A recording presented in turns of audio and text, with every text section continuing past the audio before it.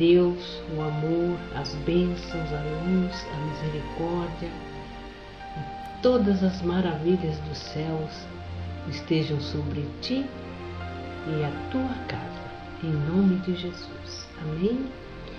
Eu quero dizer a você que na palavra do Senhor nós encontramos aqui no capítulo dos Salmos 34, no versículo 18 e o 19, está escrito a seguinte palavra: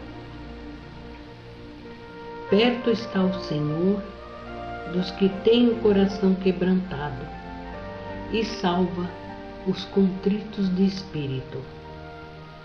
Muitas são as aflições do justo, mas o Senhor o livra de todas. Vou repetir. Muitas são as aflições do justo, mas o Senhor o livra de todas. Aqui não fala que o Senhor nos livra de algumas, né? Ou de pequenas aflições, ou de qualquer aflição que Ele possa resolver. Não. Aqui diz que muitas são as nossas aflições, mas que o Senhor nos livra de todas. No momento em que nós colocamos as nossas vidas na presença do Senhor, em que nós nos dispomos a servi-lo, honrá-lo, a viver em sua presença com fidelidade e sinceridade de coração, com certeza muitas aflições poderão surgir em nossas vidas, mas com certeza o Senhor nos livrará de todas, porque Ele é fiel, a sua palavra não mente. Então, meu irmão e minha irmã, hoje eu vou dar o meu testemunho para você, um dos muitos testemunhos que eu tenho para contar, apenas uma das maravilhas dos grandes milagres que Deus já fez na minha vida, na minha casa e na minha família, para que você sinta no seu coração que talvez esteja passando por alguma aflição, por algum momento difícil, por alguma luta, para que você saiba que por maior que seja a aflição que você está passando, o Senhor vai te dar o livramento. Coloque a sua vida na presença do Senhor, confia nele, busca nele, e você vai ver que milagre tremendo Ele vai fazer na sua vida. Creia e receba em nome de Jesus. Amém. Deus seja louvado. 34.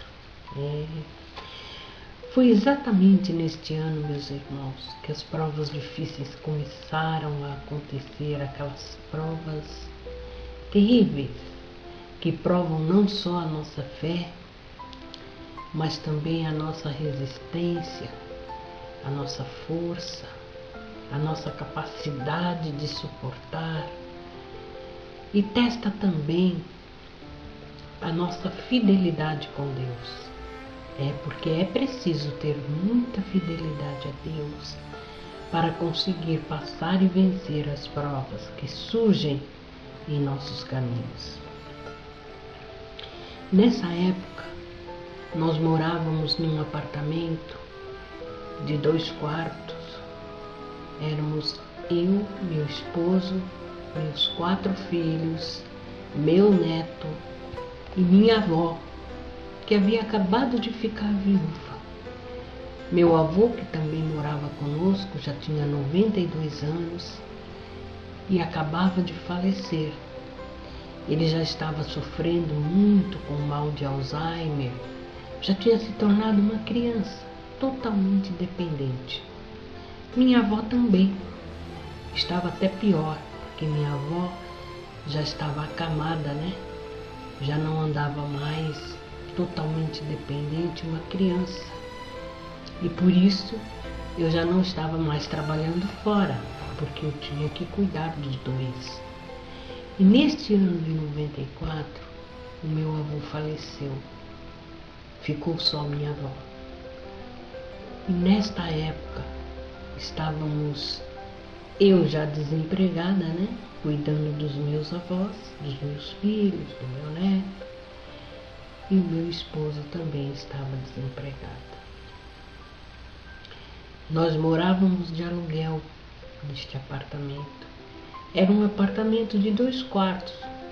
Para 9 pessoas era pequeno, mas nós nos ajeitávamos como podíamos, né? Dentro da nossa possibilidade, nós vivíamos ali, tínhamos nossas coisas e vivíamos assim. Só que, devido ao desemprego do meu esposo, as dificuldades começaram a surgir. Foi uma época de grande crise no nosso país, desemprego. E começamos então a passar aquela luta que só quem passa é que pode dizer. Porque nas horas dessas lutas, irmãos, nós ficamos mal vistos, as pessoas nos olham como pessoas desonestas, pessoas mal pagadoras, pessoas que não têm compromisso, que não honram as suas dívidas. As pessoas nunca procuram saber o porquê você está passando por aquilo, certo? Difícil aparecer alguém para ajudar, mas muito fácil aparecer pessoas para criticar, para apontar o dedo, para dizer que você está errado, que você está pecando por estar devendo e não pagando, não é?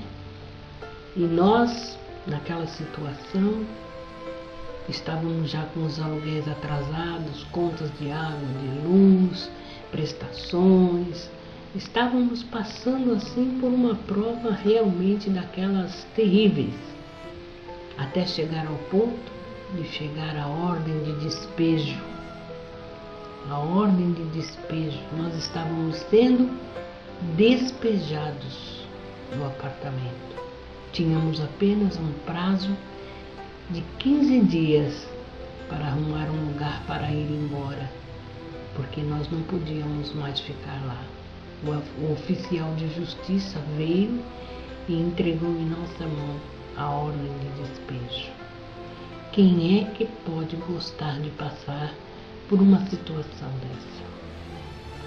Você ali, com 4 filhos, com um neto pequeno de 3 anos, com a sua avó naquele estado, acamada, uma criança dependente, porque minha avó já não fazia mais nada, ela vivia na cama, tudo dela era na cama, era com cuidados especiais, e você se sentir acuado, sem ter para onde ir. E aí nós começamos a pensar, sem ninguém para ajudar, para onde nós vamos? Para onde é que nós vamos? O que vamos fazer? O que nos resta fazer diante dessa situação? Então foi quando nós lembramos do barraco. Sim, barraco, porque lá já era um barraco. A casinha que meus avós construíram quando eu era criança ainda, quando vendemos o circo, um barraco de madeira que se tornou um chalezinho e que eu fui criada lá. Foi ali que eu cresci, naquele barraco de madeira, naquela casinha de madeira, que era, né, da minha avó e do meu avô, mas que naquela época já estava um verdadeiro barraco caindo aos pedaços, as madeiras podres, velhas, caindo aos pedaços. O banheiro já nem existia mais, já era um amontoado de madeira com cacos de telha brasilite em cima, sem piso, só pedaços de cimento vermelho que restaram com o tempo, e aquilo era uma lama, e a cozinha então era piso de terra, já não tinha mais condições. Os quartos e a sala eram de soalhos de madeira, mas que já estavam todos também comidos pelos cupins. Você pisava e ali afundava até a madeira, já rangia de tão velha que estava. E a minha irmã, que também, coitada, estava passando por uma luta com seus filhos na época, estava morando lá, nesse barraco, justamente para tomar conta, para não haver invasões, né? Então ela foi para lá, ficar com os filhos dela. E eu falava, meu Deus, para onde nós iremos? Então nós fomos lá nessa casinha da minha avó, e o terreno era grande, e no meio do terreno a casa tinha a casinha na frente, e no meio havia dois cômodos pequenos, onde o barraco já estava assim, inclinado totalmente para o lado direito, todo de madeira velha também, com pedaços de telha brasilite, com pedaços de bloco de pedras em cima para não voar as telhas, sem piso, cheio de buracos, de frestas. Parecia um filme de terror. E eu olhei ali aquele barraco, entrei, a porta era amarrada com um pedaço de arame enrolado num prego. Não havia banheiro. O banheiro teria que ser usado aquele de dentro do barraco da minha irmã, que estava morando, que, como eu falei, era um vaso sanitário com madeira cercada e pedaços de telha em cima, cacos de telha. Quando chovia era o caos, chovia mais dentro do que fora. Não havia água encanada, se tomava banho de lata. E então eu olhei aquele pedaço, aquele barraquinho ali, aqueles dois cômodos, já caindo, totalmente capenga, e as frestas nas paredes, horríveis. O telhado era tão baixinho, meus irmãos, que devia ter 1,70 m de altura. O meu esposo tem 1,90 m.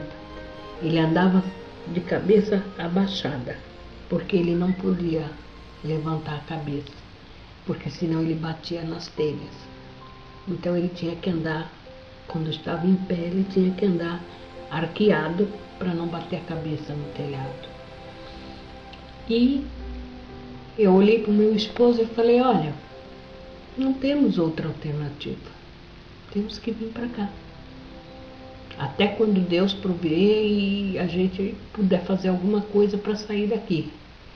Mas por enquanto é aqui que nós vamos ter que ficar. 9 pessoas, viu, irmãos? 9. O que tivemos que fazer? Fizemos o que deu para fazer. Vendemos tudo o que tínhamos, praticamente tudo. Máquina de lavar, móveis, até minha cama, meu colchão, vendi, porque também não ia caber naquele cubículo ali, naquele barraquinho. Ficamos apenas com os biliches, o fogão e o bojão, porque tínhamos que ficar, porque não tinha como ficar sem fogão. Os biliches das meninas, uma estante velha, que nós ficamos usando como cama, eu e meu esposo, jogávamos um cobertor em cima e dormíamos em cima. Era ali a nossa cama.